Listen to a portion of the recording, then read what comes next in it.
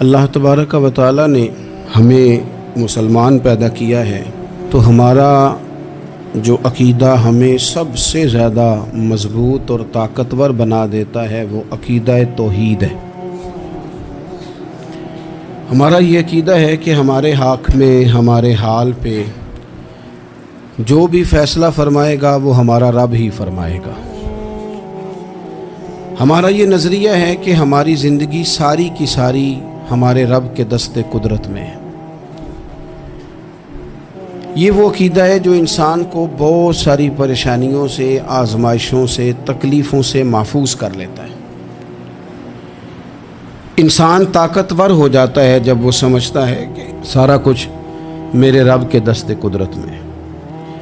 پھر وہ کوئی تخریب نہیں کرتا، کوئی غلط رستہ اختیار نہیں کرتا، کوئی چور دروازہ اختیار نہیں کرتا، بلکہ وہ اپنے رب کی رضا پہ راضی رہنے کا عادی ہو جاتا ہے۔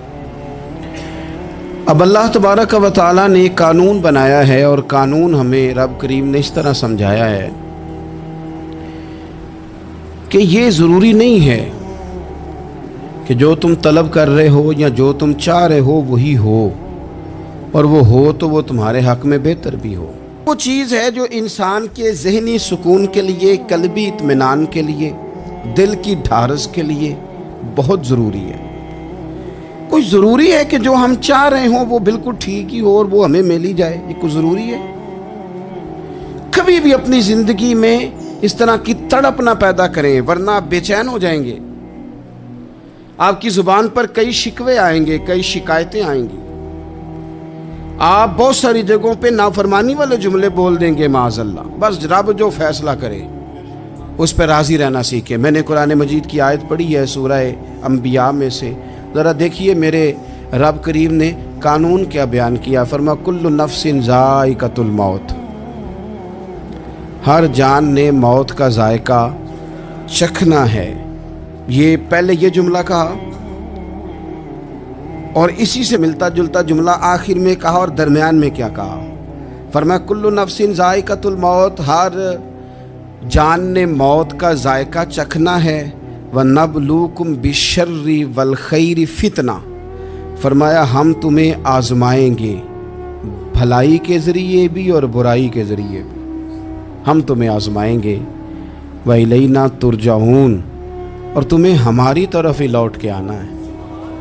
پہلے کہا ہر نفس نے موت کا ذائقہ چکھنا ہے، آخر میں فرمایا کہ تم ہماری طرف ہی لوٹ کے آؤ، اور بیچ میں کیا فرمایا؟ وَنَبْلُوكُمْ بِالشَّرِّ وَالْخَيْرِ فِتْنَةً، ہم تمہیں برائی کے ساتھ بھی آزمائیں گے، بھلائی کے ساتھ بھی آزمائیں گے، صحت دے کے بھی آزمائیں گے، بیماری دے کے بھی آزمائیں گے۔ نرا زوالی آزمائش نہیں ہوتا، عروج بھی آزمائش ہوتا ہے۔ نری بھوک کی آزمائش نہیں ہوتی، زیادہ پیسے بھی آزمائش ہوتے ہیں۔ انسان کے لیے صرف اس کا کمزور جسم ہی آزمائش نہیں ہوتا، اس کا طاقتور وجود بھی آزمائش ہوتا ہے۔ فرمایا ہم تمہیں آزمائیں گے، بس خیال رکھنا کہ وَإِلَيْنَا تُرْجَعُونَ، لوٹ کر تمہیں ہمارے پاس ہی آنا ہے۔ اور میرے نبی پاک صلی اللہ تعالیٰ علیہ وآلہ وسلم ارشاد فرماتے ہیں رب جب کسی قوم سے محبت کرتا ہے تو انہیں آزمائش میں مبتلا کر دیتا ہے۔ پھر فرمایا اگر وہ اس پر صبر کریں، اللہ کی قضا پہ راضی رہیں، تو پھر اللہ بھی ان سے راضی ہو جاتا ہے، اور اگر وہ ناراضگی کا اظہار کریں کہ یہ مصیبت کیوں آئی تو پھر اللہ بھی ناراض ہو جاتا ہے۔ اللہ تبارک و تعالی ضرور آزمائے گا، خیر کے ساتھ بھی اور پریشانی کے ساتھ بھی۔ انسان پریشان اس وقت ہوتا ہے کہ جب وہ محنت کرتا ہے تو وہ کہتا ہے نتیجہ میری مرضی کا آنا چاہیے، یہ اس کا سب سے بڑا نقصان ہے۔ آپ رزلٹ کبھی اپنی مرضی کا نہ مانگیں، یہ دعویٰ ٹھیک نہیں۔ بہت سارے لوگوں کو جانتا ہوں جو کہتے ہیں میں بندہ بھی ٹھیک ہوں بھی دیانتدار، محنت بھی بڑی کرتا ہوں، توجہ بھی میری پوری ہے، پر پھر بھی معاملہ صحیح کیوں نہیں ہوتے؟ تو میں کہتا ہوں پہلی باتیں ساری ٹھیک تھیں، آخری والی غلط ہے۔ اس لیے کہ محنت آپ کریں ساری، پر بندے نے رہنا تو بندہ ہی ہے نا۔ ساری محنت کر کے آپ کبھی اس نقطے کو سمجھ جائیں نا کہ 950 سال نبیوں نے تبلیغ کی، ہزار سال انبیاء نے تبلیغ کی، انبیاء نے رب کے تربیت یافتہ لوگوں نے تبلیغ کی، 2 لوگوں نے کلمہ پڑھا، 4 لوگوں نے کلمہ پڑھا، لیکن میں آپ کو دیانتداری سے بتاتا ہوں کہ وہ کامیاب ہو کے گئے دنیا سے۔ انبیاء کامیاب ہوئے، کیوں؟ اس لیے کہ رب نے انہیں کہا تھا جا کے پیغام دینا ہے، یہ نہیں کہا تھا کہ بندوں کا بدلنا بھی ضروری ہے۔ ہمارے بچے پتہ کیا کرتے ہیں؟ وہ فٹافٹ نہ پریشان ہو جاتے۔ نبیوں کے ذمہ تبلیغ کرنا ہے، یہ ان کا ذمہ نہیں کہ لوگ ضرور ہی کلمہ پڑھیں۔ ہدایت تو رب کریم کے دستے قدرت میں۔ انبیاء خلوص سے، للہیت سے جد و جہد کرتے رہے، لیکن انہوں نے یہ نہیں کہا کہ مالک اتنی محنت کی ہے بندے ٹھیک ہی نہیں ہوتے، یہ نہیں کہا انہوں نے، اس لیے کہ جو ان کی ڈیوٹی تھی انہوں نے ڈیوٹی صحیح کی۔ ہم نے اپنی ڈیوٹی کرنی ہے۔ پریشان اس وقت ہوتے ہیں جب نتیجہ اپنی مرضی کا مانگتے ہیں، نتیجہ نہ اپنی مرضی کا مانگے، رزلٹ نہ اپنی مرضی کا مانگے۔ اور جناب پیر صاحب میں فلانا وظیفہ بھی پڑھتا ہوں، فلانا وظیفہ بھی پڑھتا ہوں، فلانا وظیفہ بھی پڑھتا ہوں، دل نہیں صاف ہوتا، تو میں نے کہا یہ تو اللہ نہیں کر رہا ہے۔ آپ ڈیوٹی کریں، آپ کام کریں جو آپ کے ذمے لگایا گیا، اس میں وہ قضا نہ کریں آپ، باقی اللہ تعالیٰ کرم نوازی فرمائے گا۔ دیکھیں ایک بادشاہ تھا، اس کی سلطنت میں نا وہ قوم بنانا چاہتا تھا۔ ہمارے بادشاہ، ہمارے حکمران قومیں نہیں بناتے، لوگوں کو اپنے حق میں قائل کرتے ہیں۔ اس لیے کبھی بھی ہمارے ملک میں قومی سوچیں عام نہیں کی جاتی، ذاتی سوچیں عام کی جاتی ہیں، ملی باتیں نہیں کی جاتی، ذاتی باتیں کی جاتی ہیں۔ وہ چاہتا تھا کہ میری قوم بن جائے۔ اس کا ایک ہیرا سلطنت میں سے گم ہو گیا، تو اس نے اعلان کیا، اس نے کہا کہ جو بندہ ہیرا تلاش کر کے لائے گا اسے انعام دوں گا۔ ساری قوم نکل کھڑی ہوئی ہیرا تلاش کرنے پر، ادھر بھی لوگ گئے، ادھر بھی لوگ گئے، خشکیوں میں، دریاؤں میں، جہاں جہاں جس کی پہنچ تھی، جنگلوں میں، وادیوں میں، گھروں میں، بستیوں میں لوگوں نے ڈھونڈا۔ ساری قوم ایک ہیرا تلاش کر رہی ہے۔ بالآخر سب لوگ جمع ہو گئے ایک میدان میں۔ ایک بندہ اوپر چڑھا بادشاہ کے پاس، وہ اونچی جگہ پہ کھڑا تھا۔ اس نے کہا جناب یہ ہیرا مل گیا ہے۔ اب جب ایک کو ہیرا مل گیا تو باقیوں کے چہرے اتر گئے کہ یہ کامیاب ہوا، ہم ناکام ہوئے۔ بادشاہ چونکہ ان کی تربیت کے لیے یہ کام کر رہا تھا، اس نے کہا تمہارا کیا خیال ہے کہ اس ہیرے کے بغیر میرا گزارا نہیں تھا؟ کہ تمہارا کیا خیال ہے کہ ہیرا میری سلطنت سے نکل گیا تو مجھے زوال آ جائے گا؟ اس نے کہا یہ تو ایک ہیرا ہے۔ اٹھا کے پھینکا، دیوار کے ساتھ لگا، ہیرا ٹوٹ گیا۔ اس نے لوگوں سے کہا تمہارے چہرے اترے ہوئے ہیں، میں تمہیں ایک بات سمجھانا چاہتا ہوں، ہیرا ایک ہی تھا، ایک ہی بندے کو ملنا تھا۔ میں نے انعام کا اعلان تو یہ کیا تھا نا کہ جو ہیرا ڈھونڈ کے لائے گا اسے انعام دوں گا، لیکن اب میں تمہیں بتاتا ہوں کہ میں تم سب کو انعام دوں گا، اس لیے کہ ہیرا ایک تھا، ملنا ایک کو ہی تھا، سب کو مل سکتا نہیں، لیکن انعام اس لیے سب کو دوں گا کہ ہیرا ڈھونڈنے پر انعام نہیں دے رہا، میں کوشش کرنے پہ انعام دے رہا ہوں کہ تم نے کوشش تو کی، تم نکلے تو صحیح، جد و جہد تو کی۔ کچھ لوگ کہتے ہیں کہ ہمیں ہیرا مل بھی جائے، اور خدا کے بندے ہیرا ایک ہے، ہیرا ملنا کمال نہیں، محنت کرنا کمال ہے۔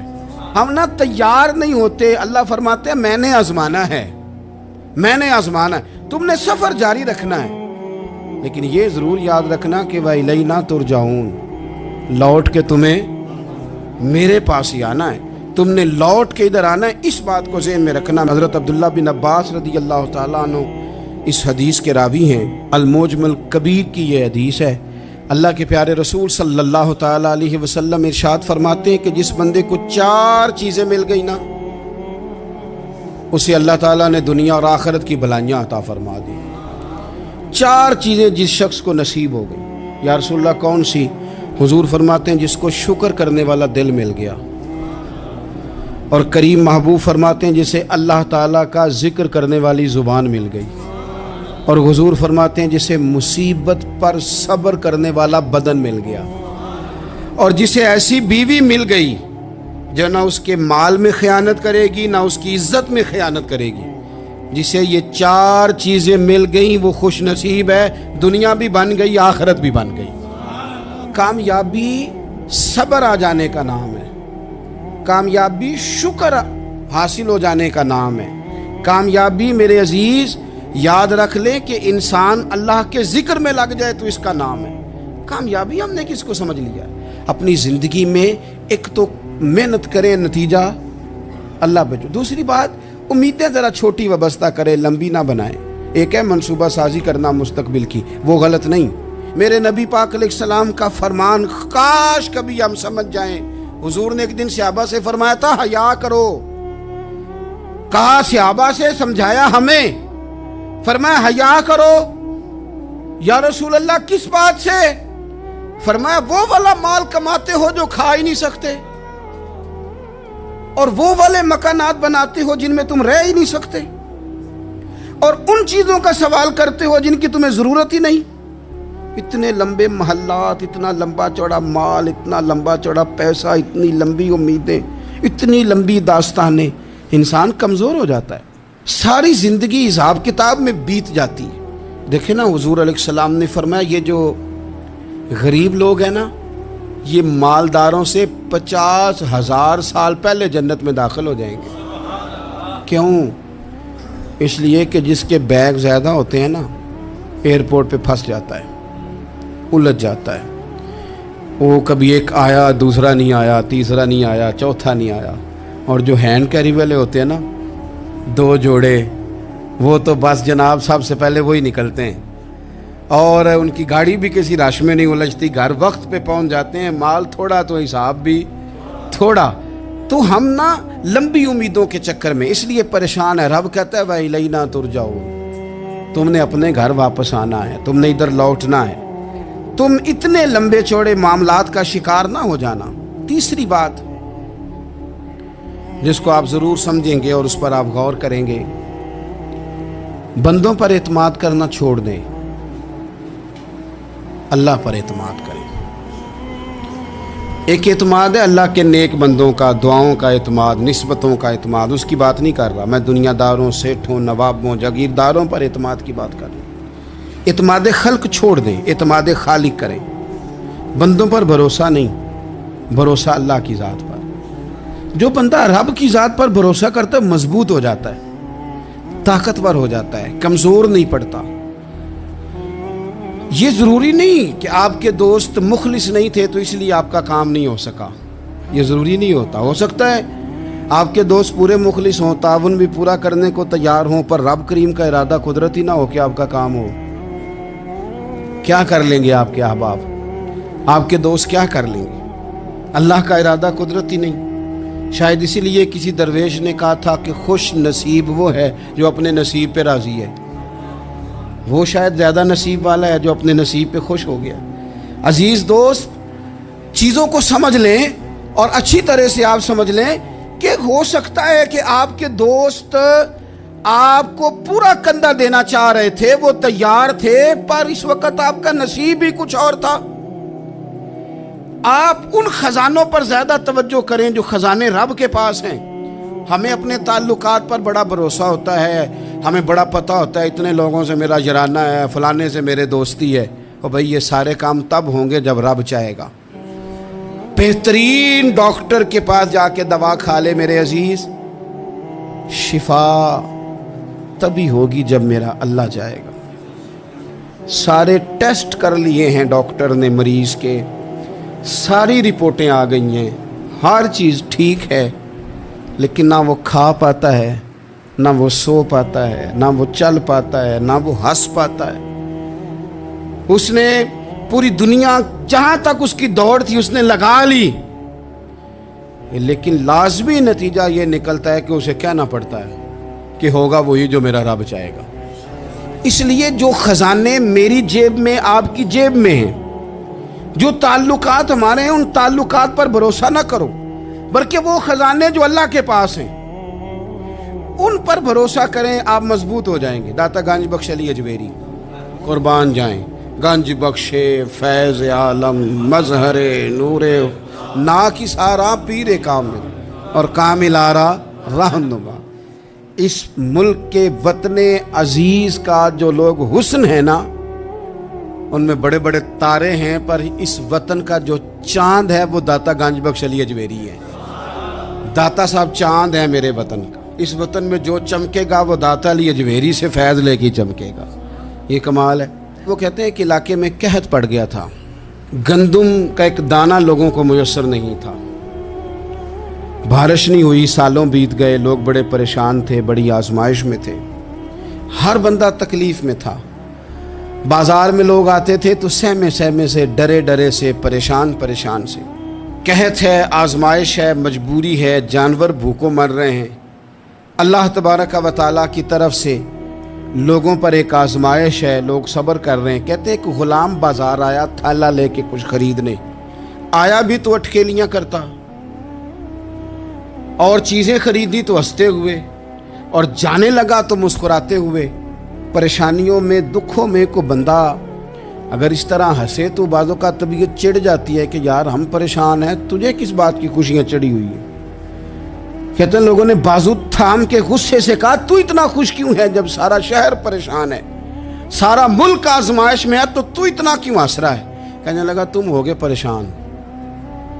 میں جس کا غلام ہوں نا، میرا جو آقا ہے، اس نے اپنے برتن بڑے پہلے گندم سے بھر لیے تھے. میرے آقا کے بڑولے بھرے ہوئے ہیں، لہذا میں کسی پریشانی میں نہیں ہوں، خوش ہوں. داتا علی حجویری رحمۃ اللہ علیہ کمال کر گئے، سید حجویر مخدوم امم.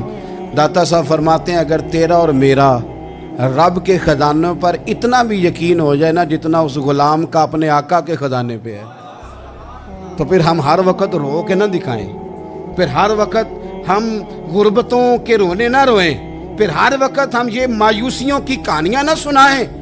لوگ اگر کہیں کہ بڑے دکھ ہیں، بڑی آزمائش ہے، بڑی پریشانی ہے، دنیا بڑی تکلیف میں، بیماریاں آ گئیں، آفتیں آ گئیں، تو بندہ مومن ہنس کے کہتا ہے تم پریشان ہو گئے، ہم تو جس رب کے ماننے والے ہیں اس کے خزانے بھرے ہوئے ہیں.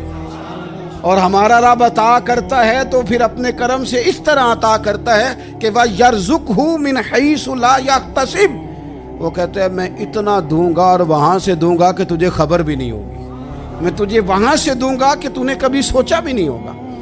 آپ اگر چاہتے ہیں کہ زندگی سکون میں آ جائے، سکون میں، تو لوگوں کی جیبوں پہ نظر چھوڑ دیں، رب کے خزانوں پہ نگاہ جمائیں.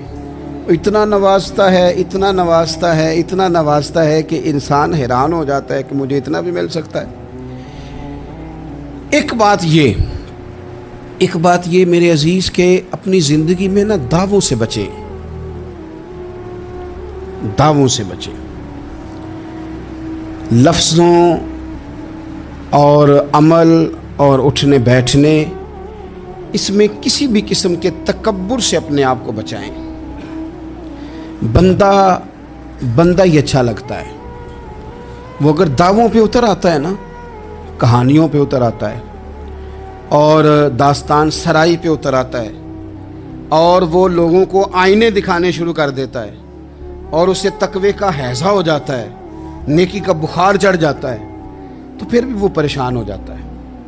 اس لیے کہ جب انسان پرہیزگاری کی اینک لگا لے تو اسے باقی سارے لوگ گناہگار نظر آتے ہیں. آپ اگر سکھی رہنا چاہتے ہیں نا تو عاجزی اختیار کریں. کیوں کہ جب آپ عاجزی اختیار کریں گے تو آپ کو اللہ کی مخلوق اچھی لگنے لگ جائے گی. کیوں کہ آپ اپنے سے بھی کسی کو بہتر سمجھتے ہیں. جب تک آپ میں تکبر ہے، میں نے دیکھا ہے کہ لوگ تکبر کا شکار ہو جاتے ہیں، کسی کو جھوٹا، کسی کو بددیانت، کسی کو فراڈیا، کسی کو دھوکے باز، کسی کو ڈاکو، کسی کو چور، کسی کو غدار، کسی کو فلانا، کسی کو فلانا. اصل بات کیا ہے؟ اصل بات یہ ہے کہ اس شخص کے دماغ کے اندر تکبر کا سودا سما گیا،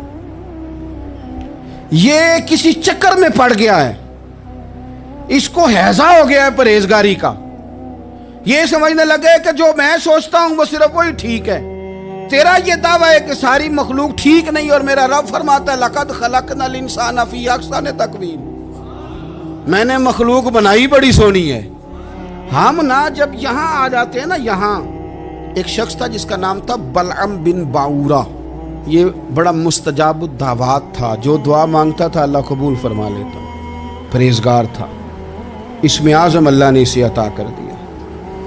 حضرت موسیٰ علیہ السلام کے دور میں حضرت موسیٰ علیہ السلام نے جب اپنی قوم کو لے کے جبارین کے خلاف جہاد شروع کیا، نکلے تو اس طرف آنا تھا جس طرف یہ رہتا تھا.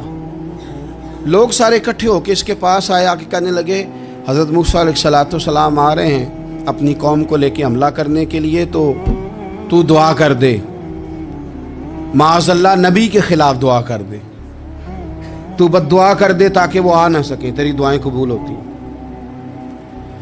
پہلے تو کہنے لگا کہ کتنے بدبخت ہو، مجھے نبی کے خلاف بات کرنے اور دعا کرنے کا کہہ رہے ہو، معاذ اللہ، بدبخت ہو، دوڑ جاؤ۔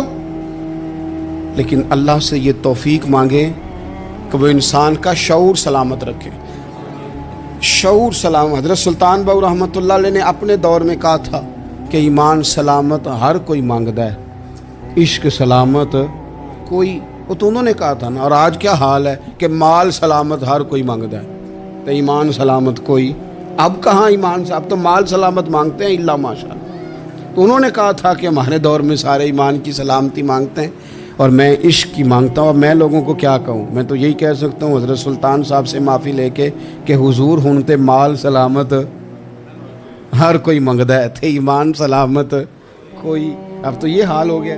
وہ بلم بن باورا غلط فہمی ہو گئی، پہلے تو لوگوں کو اس نے ڈانٹ دیا، لیکن جب لوگ دوبارہ آئے نا تو تحفے طائف لے کے آئے، لالچ میں آ گیا، پاگل ہو گیا، بیوقوف ہو گیا۔ ہرس ہوس یہ کہیں کا نہیں چھوڑتا انسان کو۔ لوگ نیک لوگوں سے بھی دینداری کا رشتہ نہیں بناتے، دنیا داری کا بنا لیتے۔ وہاں سے بھی مال ڈھونڈتے ہیں جہاں آ کے انہیں دنیا بھول جانی چاہیے تھی۔ مال آیا، دولت لے کے آئے لوگ، انہوں نے تحفے طائف دیے، تو کہنے لگا ٹھیک ہے، پہلے ڈانٹ رہا تھا کہ نبی کے خلاف میں بد دعا کروں اور اب تیار ہو گیا، معاذ اللہ۔ گدھے پہ بیٹھ کے یا گدی پہ بیٹھ کے جا رہا ہے کہ پہاڑ پہ چڑھ کے حضرت موسیٰ علیہ السلام اور ان کی قوم کے خلاف معاذ اللہ بد دعا کرتا ہوں، تو رستے میں جاتے ہوئے نا گدی نے منہ پھیر کے کہا کہ باز آ جا۔ گدی کہنے لگی تو مجھے آگے بھیجتا اور فرشتے مجھے پیچھے بھیجتے، باز آ جا۔ بڑے لوگ کانوں میں اذانیں پڑھتے ہیں کہ سیانا ہو جا، سیانا ہو جا، لیکن جب کسی پر بدبختی غالب آتی ہے تو پھر وہ سمجھدار ہونے کو تیار نہیں۔ اللہ تعالیٰ اپنی خفیہ تدبیر سے ہمیں محفوظ فرمائے۔ اللہ تعالیٰ ہمارے حق میں جب بھی فیصلہ کرے تو رحمت والا کرے، کرم والا کرے، آسانی والا کرے۔ چڑھ گیا پہاڑ پہ، اور پہاڑ پہ چڑھ کے جب اس نے ہاتھ اٹھائے، وہ لوگ جو بد دعا کرانے والے تھے وہ ساتھ ہی تھے، تو اپنے منہ سے لفظ نکالتا ہے حضرت موسیٰ کے خلاف معاذ اللہ، لیکن وہ لفظ اپنی قوم کے خلاف نکلتے ہیں۔ وہ ان کے خلاف بد دعا کرنے چلا تھا، تو چونکہ ہر چیز اللہ کے دستے قدرت میں ہے نا، تو زبان سے نکالتا کچھ ہے، نکلتا کچھ اور ہے۔ پھر وہ وقت بھی آیا کہ زبان لٹک گئی، سینے پہ آ گئی، عذاب آ گیا اللہ کا، تباہ ہو گیا اپنی قوم سمیت۔ اپنی زندگی میں یاد رکھ لیں اچھی طرح، ہرس، ہوس، تکبر، غرور، وہ کسی چیز کا بھی ہو، وہ انسان کو لے ڈوبتا ہے۔